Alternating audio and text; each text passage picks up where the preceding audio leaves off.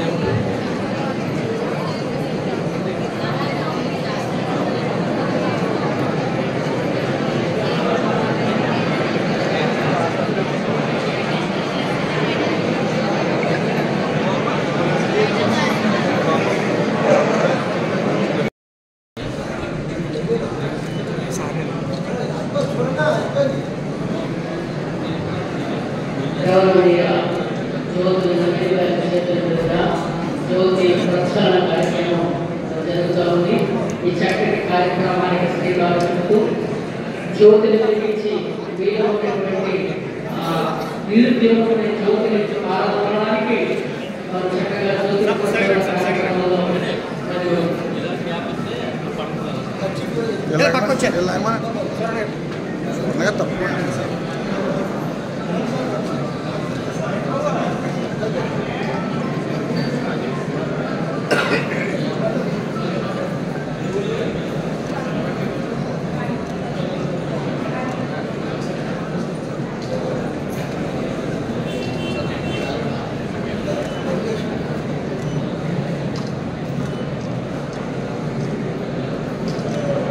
చక్కగా అధికారులు నాయకులు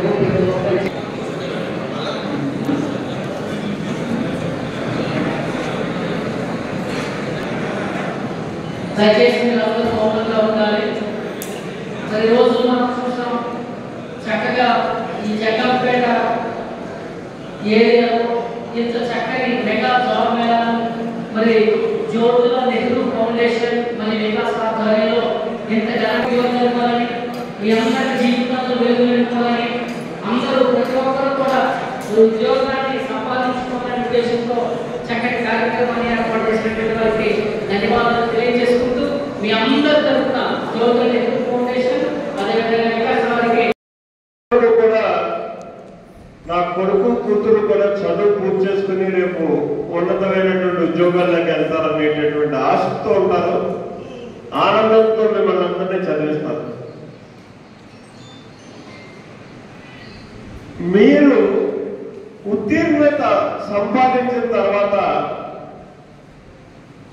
ఉద్యోగం ఎప్పుడు వస్తుందా అన్నటువంటి ఆలోచనతోటి ఒక ఆతృతతోటి ఒక బాధతోటి ఉండేటటువంటి కుటుంబాలు ఉంటాయి, తల్లిదండ్రులు ఉంటారు.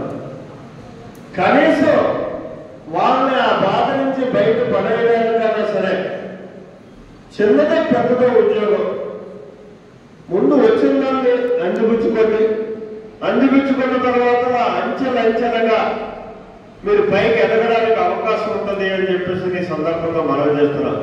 ఎందుకు నేను ఈ మాట్లాడుతున్నానంటే మనం చాలా జాబ్ మేళాలు చేసాం. ఈ జాబ్ మేళాలు చేసినప్పుడు ఉద్యోగంలో కొద్దిమంది ఎంపిక అవ్వడం, ఆ ఎంపికైన వాళ్ళలో సగం మంది అక్కడికి వెళ్తే మనం ఏం చేయగలుగుతాం, ఏముంటుంది అక్కడ, ఇక్కడ వదిలేసుకోవడం ఎలాగా అంటే ఇక్కడ లేని అవకాశం ఉంది. ప్రస్తుతానికి మన పరిసరాల్లో ఎక్కడా మీకు అందరికీ అకామిడేట్ చేసే అవకాశం లేనప్పుడు ఎక్కడ అవకాశం ఉంటే అక్కడ అందిపుచ్చుకోవాల్సినటువంటి అవసరం ఉంది. అందుకోసం సెలెక్ట్ అయినటువంటి ప్రతి ఒక్కరూ కూడా వెళ్ళి జాయిన్ అయ్యి మీ తల్లిదండ్రుల్ని మీ కాళ్ళ మీద మీరు నిలబడి బతకండి. తర్వాత మిగిలితే ఒక రూపాయి తల్లిదండ్రులు పంపండి. అందుకు వాళ్ళ మీద భారం లేకుండా ఉండడానికన్నా సరే మీరు ఉద్యోగులకు వెళ్ళాల్సినటువంటి అవసరం ఉంటుంది. మీ జీవితాన్ని మీరు, మీ ఖర్చులు మీరు తట్టుకునే విధంగా ఉండాలి. సంపాదించాలి ప్రతి మనిషి కూడా. ఇవాళ ఆ స్థాయికి మీరు ఎదిగేశారు, వయసు వచ్చేసింది. మీరు ఖాళీగా ఉంటే రకరకాల ఆలోచనలు వస్తాయి. ఈ రకరకాల ఆలోచనలు మనం తప్పుడు దారులు పెట్టే పరిస్థితులు ఉన్నాయి. మనకు ఒక వ్యాపకం అన్నది ఉన్నట్టయితే ఆ తప్పుడు ఆలోచన రాకుండా నిదానమైనటువంటి విధానంలో ప్రధానంగా బతకడానికి మీకు అవకాశం ఉంటుంది. వెనకాల నలుగురు నుంచి 10 మంది కూర్చుని ఆయన మీద ఆధారపడి జీవనాన్ని గడిపేసే పరిస్థితి. వెనక్కి తిరిగి చూసుకుంటే